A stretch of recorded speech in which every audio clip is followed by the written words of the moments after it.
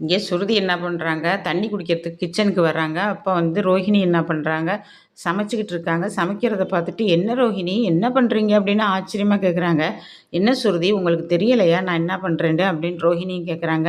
"இல்லை எனக்கு தெரியல ரோஹிணி, அதனால தான் நான் கேட்குறேன் ரோஹிணி." அப்படிங்கும்போது, "என்ன சுருதி நக்கலா பண்ணுறீங்க?" அப்படிங்கும்போது, "இல்லை இல்லை ரோஹிணி நான் நக்கல்லாம் பண்ணலை." அப்படின்னு பேசிக்கிட்டு இருக்கும்போதே மீனா வர்றாங்க. "ஏங்க ரோஹிணி நான் வர்றதுக்கு கொஞ்சம் லேட் ஆயிடுச்சு. நீங்க எதுவும் வருத்தப்படாதீங்க. நீங்க போங்க நான் சமைக்கிறேன்." அப்படின்னு சொல்லும்போது, "இங்க பாருங்க மீனா, இவங்க சமைக்கிறாங்க." அப்படின்னு சொல்லிட்டு கக்கக்கான்னு சிரிக்கிறாங்க. ஒரே சிரிப்பு சிரிக்கிறாங்க. உடனே மீனா சொல்றாங்க, "ஏன் ஏன் இது சுருதி, ரோஹிணி சமைக்கிறத பார்த்துட்டு எதுக்கு சிரிக்கிறீங்க?" அதைத்தான் அதைத்தான் மீனா நானும் கேட்குறேன். இவங்க வந்ததுலேருந்து சிரிச்சுக்கிட்டே இருக்கிறாங்க. என்ன பார்த்தா என்ன கேனத்தனமா இருக்கா, இல்லை நக்கலா இருக்கான்னு தெரியல.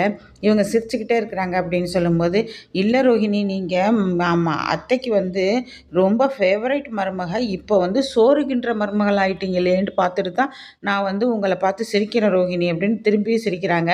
அப்போ மீனாவும் சிரிக்கிறாங்க. "என்ன மீனா உங்களுக்கு என்னை பார்த்தா நக்கலா தெரியுதா?" "இல்லை இல்லைங்க நான் அதெல்லாம் இல்லைங்க. இவங்கள பார்த்து நான் சிரிக்கிறேங்க. நான் உங்கள பார்த்து சிரிக்கலை." அப்படின்னு சொல்லும்போது, "அப்படி என்னங்க எனக்கு ஒன்றுமே அங்கே தெரியாது நீங்கள் பேசுகிறதெல்லாம்." அப்படின்னு சொல்லிட்டு, "சுருதி இதான் உங்களுக்கு ஃபர்ஸ்ட் அண்ட் லாஸ்ட் வார்னிங் சொல்லிட்டேன். இந்த மாதிரி நக்கல் அடிக்கிற வேலையெல்லாம் என்கிட்ட வச்சுக்காதீங்க." அப்படிங்கும்போது, இந்த மாதிரி பேசி பேசியே பாருங்க அந்த மாமா இருக்காரு, உங்க கண்ல பட்டுருக்கலாம், மனோஜ் கண்ல பட்டுருக்கலாம், இல்ல எங்க கண்ல பட்டுருக்கலாம். யார் கண்ணுலயும் படாம முத்து கண்லயும், மீனா கண்லயும் பட்டு அவர் வச்சாரு பாருங்க உங்களுக்கு ஆப்பு அப்படின்னு சொல்லிட்டு ரைமிங்கா பேசுறாங்க. சுருதி இத கேட்டுட்டு ரொம்ப வெறுப்பா வந்துருச்சு ரோஹிணிக்கு. இவ என்ன நம்மள வெறுப்பேத்திக்கிட்டே இருக்கிறா அப்படின்னு சொல்லிட்டு உடனே கிச்சனை விட்டு வந்துடுறாங்க. வந்துட்டு என்ன பண்றாங்க, வித்யாவுக்கு கால் பண்ணி இத நடந்ததெல்லாம் சொல்றாங்க. அப்ப வித்யா என்ன பண்றாங்க, "நீ பண்ணதெல்லாம் தப்பு தானடி. நெறைய பொய் சொல்லிட்ட, நெறைய பண்ணிட்ட தில்லுமுல்லுலாம். எல்லா ஃப்ராடுத்தனையும் பண்ணதுக்கு இப்ப பாத்தியா, உனக்கே திரும்பிக்கிச்சு பாத்தியா? இருந்தாலும் இந்த சுருதி ரொம்ப ஓவருடி. அவள்ட்ட கொஞ்சம் பார்த்து இருடி." அப்படின்ட்டு வித்யா சொல்றாங்க. அப்ப என்ன பண்றாங்க, "இதுக்கெல்லாம் இருக்குடி, இவங்களுக்கெல்லாம் வச்சிருக்கிறேன். என் மாமியாருக்கும் சரி, மீனாக்கும் சரி, முத்துக்கும் சரி எல்லாருக்கும் நல்ல ஒரு இது வச்சிருக்கிறேன்டி." அப்படின்னு சொல்றாங்க. "அதுக்கு ஏதோ பண்ணிட்டு போடி. இனிமே பண்றதையாவது நீ ஒரு ஜாக்கிரதையா பண்ணு. இனிமே இந்த ஃப்ராடுத்தனம், மொள்ளமாரித்தனம், தில்லுமுல்லுத்தனம் எல்லாத்தையும் விட்டுருடி. உன் வாழ்க்கைய நீ வாழ பாருடி.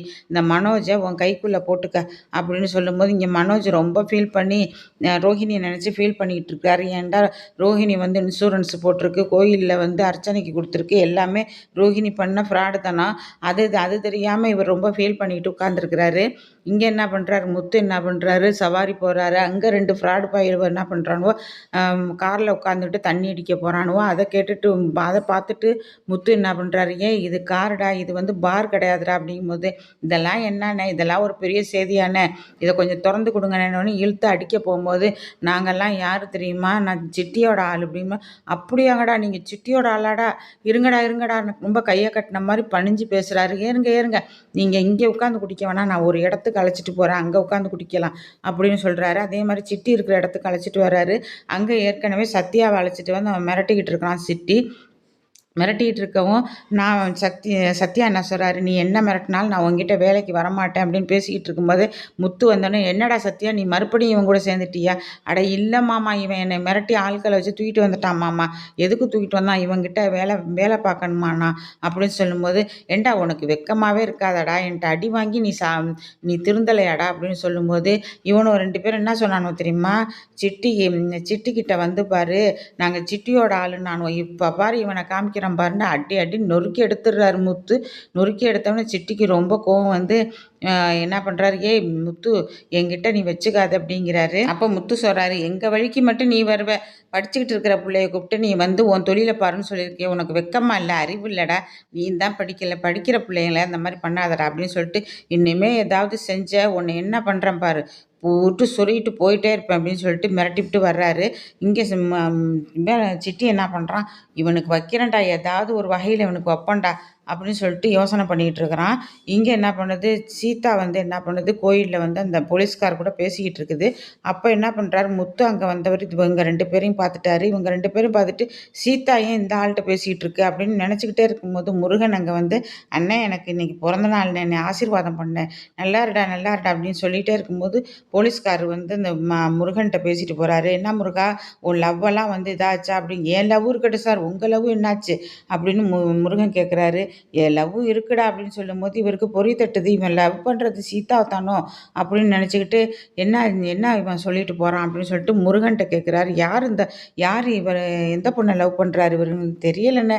இன்னைக்கு கோயிலில் இருக்காங்களாம் அவங்க. அந்த பொண்ணை தான் இவர் லவ் பண்ணுறாராம் அப்படின்னு சொல்லுவேன். என்ன கோயிலில் இருக்காங்களா? ஆமாம், இந்த கோயிலில் தான் வேலை பார்க்குறாங்களாம் அவங்கெல்லாம் அப்படின்னு சொல்லும்போது முத்துக்கு ரொம்ப கடுமையான கோவம் வருது. நேராக மாமியார்கிட்ட போகிறாங்க. அத்தை, சீதா எங்கே அப்படின்னு. இங்கே தான் நிற்பா தம்பி அப்படின்னு சொல்கிறாங்க. அப்போ சொல்லும்போது அங்கே சீதா வர்றாங்க. அங்கே தெரிஞ்ச மாதிரியே முத்து கேட்குறாரு சீதா கிட்ட, போலீஸ்கார்கிட்ட நீ என்ன பேசிக்கிட்டு இருந்த சொல்லு அப்படிங்கும்போது அப்படியே தகச்சு போகிறாங்க சீதா. அதெல்லாம் ஒன்றும் இல்லை மாமா, ஒன்றும் இல்லை மாமா, இங்கே பாரு நான் மாமான்னு சொல்லணுன்ட்டா உண்மையை சொல்லு அப்படின்னு மிரட்டுறாரு.